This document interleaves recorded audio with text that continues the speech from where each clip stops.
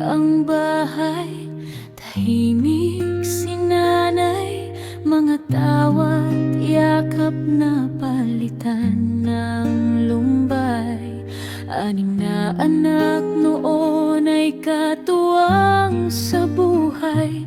Bakit ngayon, Nanay Goling, pilit kang humihiwalay? Alam namin nalulungkot ka, dahil ba sa walang kasama o sa pera? Yun na ba sa'yo ang mas mahalaga? Kaya't mga payo na mi balewala.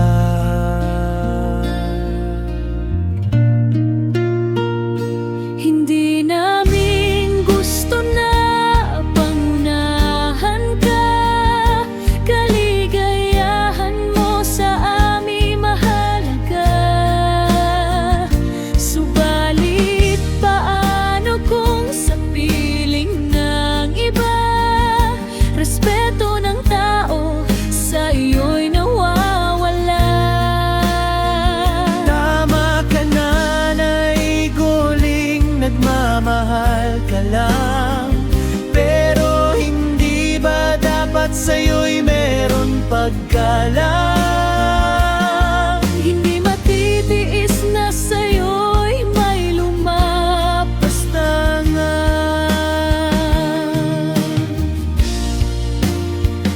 Sa bawat katuwiran na iyong binibitiwan, pilit na ang mali ay pinagtatakpan. 50 taon mo kami inalagaan, bakit ngayon pa tayo magkakaganyan? Di ba, Aling Goling, mayaman mga anak mo? Bakit tila walang nagmamalasakit sa'yo? Yan ang masakit at nakakapanlumo. Andito kami, ikaw ang lumalayo. Hindi namin gusto na pangunahan ka, kaligayahan mo sa amin mahalaga.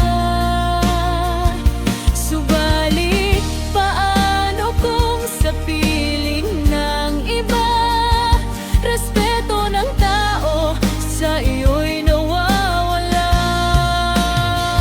Tama ka, Nanay Goling, nagmamahal ka lang, pero hindi ba dapat sa'yo'y meron paggalang? Hindi matiis na sa'yo'y may lumapastangan. Kung pwede lang, ibalik ang panahon noong nabubuhay pa si Tatay Lulong.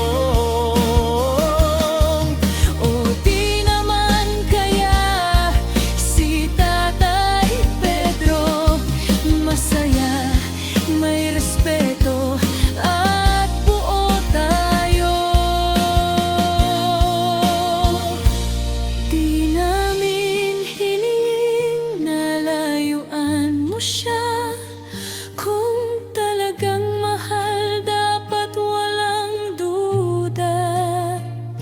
Sa edad niyong higit na sa 70, wala na dapat away na parang mga bata. Andito lang kami palagi sa likod mo. Anim mong anak nakasuporta sa'yo.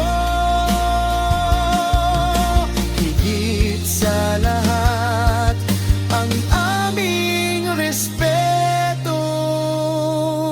Masaya ang bahay kung may pag-ibig at respeto sa sarili at sa kapwa.